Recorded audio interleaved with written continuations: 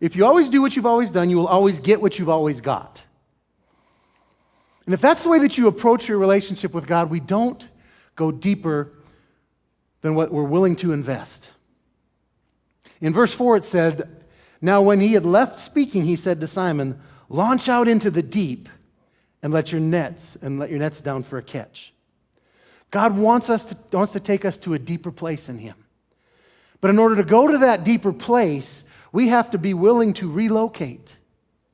Sometimes we have to get out of the place that is so comfortable, out of that place that is easy, and go to a place that might be a little bit challenging, where God may speak to us to lay down something that we've thought we could hold on to. That maybe we would give up something and receive from him. Peter was a skilled fisherman and had spent the night fishing. They had done the work that they knew to do. They had done their job, yet they had not caught anything. And while God will use our gifts and our abilities in the kingdom, he'll show us that it's not about what we can do, it's about what he can do.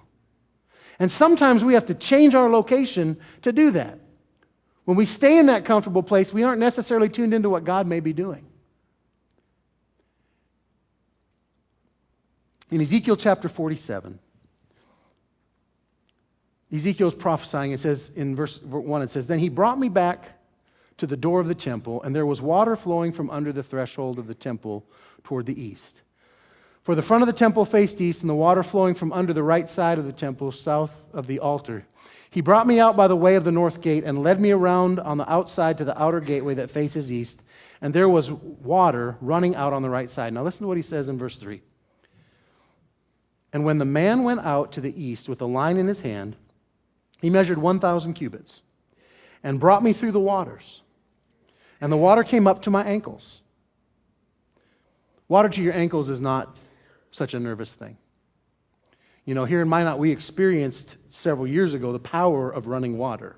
When the flood came, the destruction that's able to come.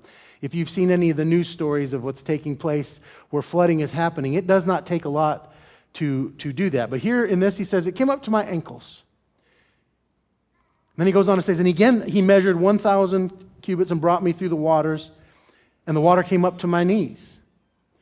There's a little bit more of a commitment when the water is knee deep. "Again, he measured 1,000 and brought me through. The water came up to my waist." The power of moving water at waist level can still do a lot of damage, can take you off of where you are. It says, "Again, he measured 1,000, and it was a river that I could not cross, for the water was too deep, water in which one must swim, a river that could not be crossed." Where is God taking you? Are you ankle deep?